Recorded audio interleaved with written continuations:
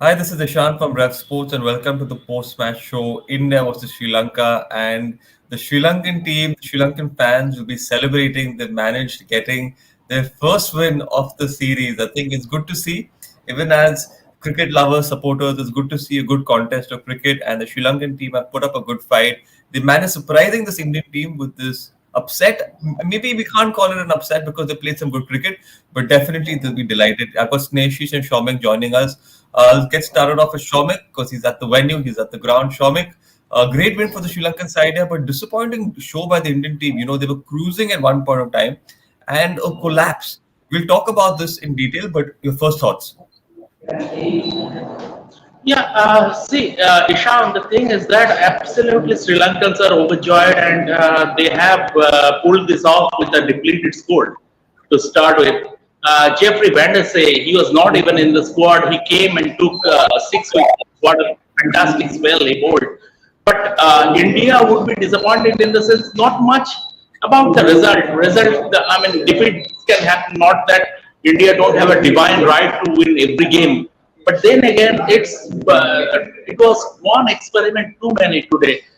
This nobody in the batting order apart from the openers and Virat played in their position. Almost everybody played out of his position.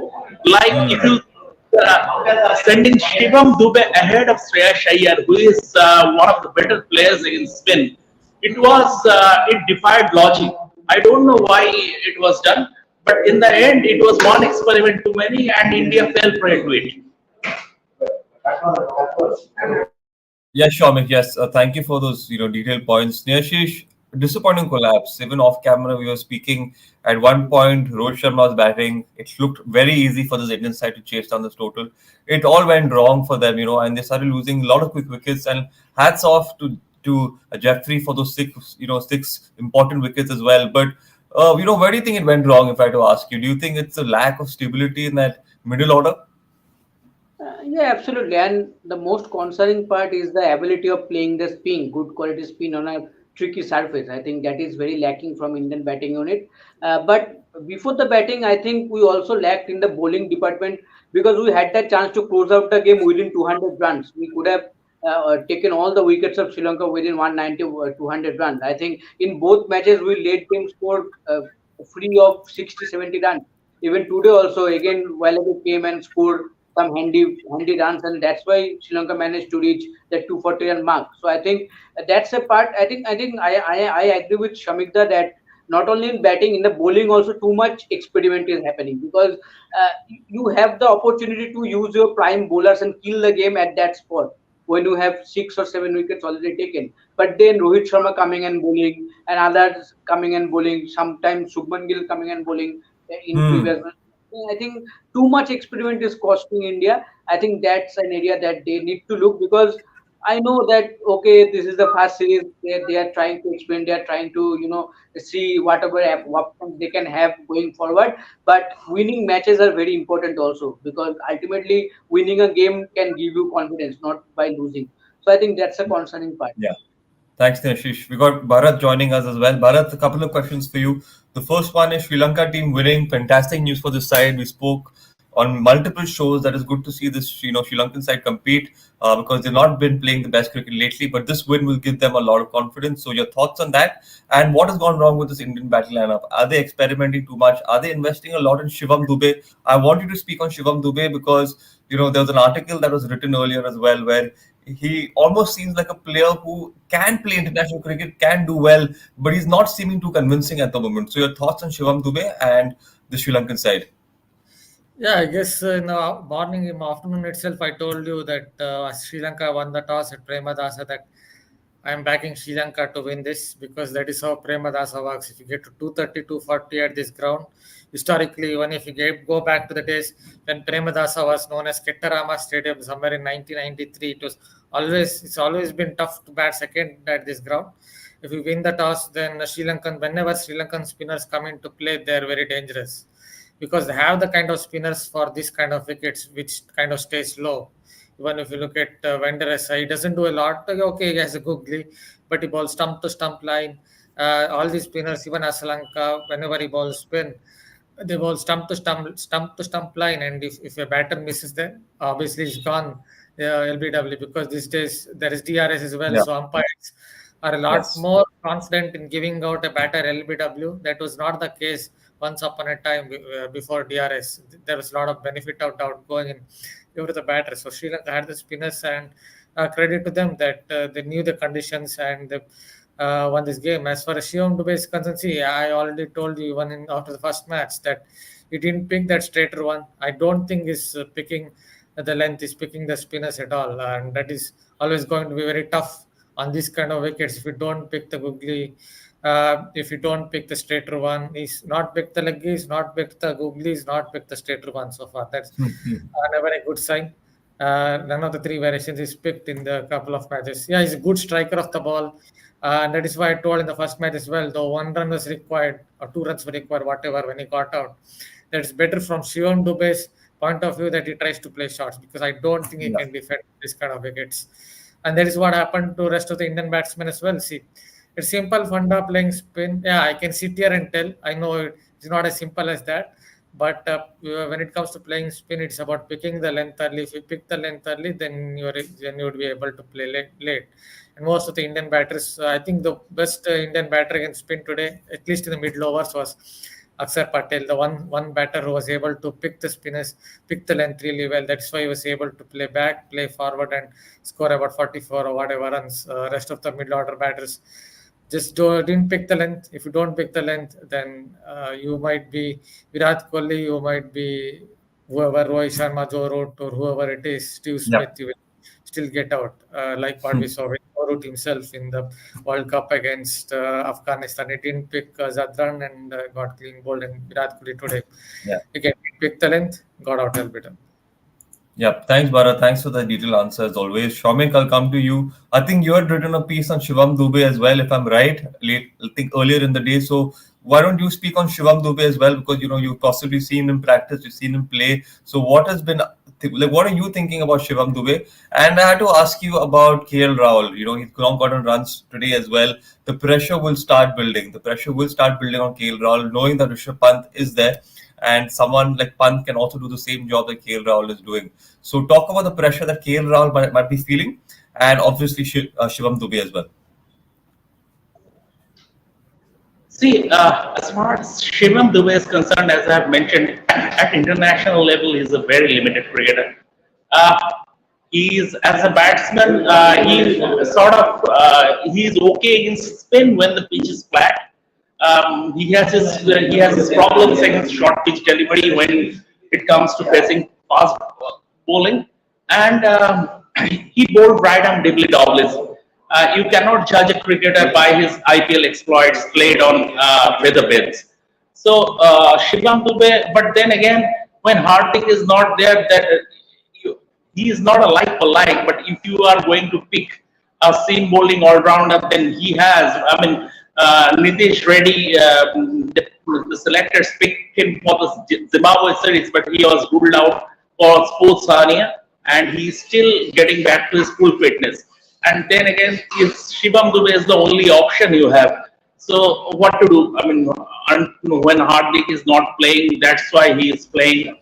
But and coming to KL Rahul, obviously KL Rahul is a class act. He is a very good player in his own right, but he will. 2 games are a small sample size, but if I mean, he will be under pressure given that someone of Rishabh Pant's caliber is waiting in the wings. Rishabh Pant carries certain X factor, and Rahul will feel the pressure if his bad run continues. But once again, 2 games are of a small sample size, and we have to see how it transfers. Now, one good thing about this Indian team is that they don't take a knee-jerk reaction. They don't change things after a couple of failures, after two, three failures. And now Rahul has been chosen as the first choice wicketkeeper batsman in this format. He will be given a long run. They will persist with him. But Rahul will have to keep in mind that Rishabh Pant is waiting in the wings. Thank you, Shamik. Thank you. And I think you have to attend the press conference as well. So we'll let you leave. Thank you for attending the live. And yes, I'm sure you'll be giving us all the updates in the press conference, so we'll be sharing it with our audience as well. Thank you, Shaumik. You can leave. Thank you for joining. Thank, thank you, thank you. Snehashish, there's a interesting question here. It's a statement actually.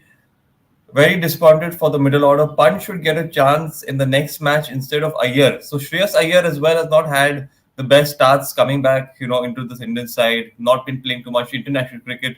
So what about Shreyas Iyer? Obviously, Pant coming in for Iyer might not be a possibility, but I would like to know what you think as well. And Rohit Sharma again got some runs, got 64 runs. Do you think he should have pushed on and gotten that 100? Two games, one game 54, the other game 64. Is that 100 calling out to him? And should he have pushed on and maybe gotten that 100 and taken India through?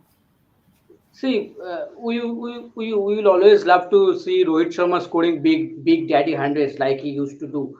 But the problem is that the approach he is taking for the team only, that is very much needed in the favor of the team because the attacking approach. If you see, India were around 100 plus runs in the, I think, in the 12 or 13 overs. So the start was absolutely brilliant in terms of Team India while it comes to chasing. But the problem is Rohit Sharma is not there batting only. There are other 10 players also, right? So other batters have to score because you have the foundation of 120 runs for one wicket. I'm saying like that. But after that, you just need more 120 runs with the remaining nine wickets, and you didn't manage that. I think that's a big concern, especially I think the spin playing ability has been a big concern, especially on tricky condition. What Bharat has said that on flat decks when the spinners is coming, I think we are good. But on tricky conditions like this, where good spinners are coming, I think we are not picking the lane Yeah. because the modern batters doesn't read the bowler's hand. They wait for the ball to get on the pitch and then according to the ball they will play their shot. I Yes. think I think that is where I think Bharat will can correct me if I'm wrong. I think that is where the length is very important because you have to judge that where the ball will get dropped, and according to that you can be ready. I think that is the part that Indian batters need to work because yeah, for Virat Kohli also I am very shocked to see because in the last match also he was not look he didn't look that much comfortable into a spinner, and in this match also he looked a little bit of clueless. So I think a big concern. And as for the changes that in that comment, I don't see Rishabh Pant coming in place of Iyer. I think Iyer should get another game in because that is the last game of the series because Iyer hadn't played that much of international cricket. He's just coming after the IPL. But Yeah. this batters, same with KL Rahul also. KL Rahul also didn't play a lot of cricket in the last few months. But if you say Rohit Sharma, he is in good touch. If you see into two matches, he has played.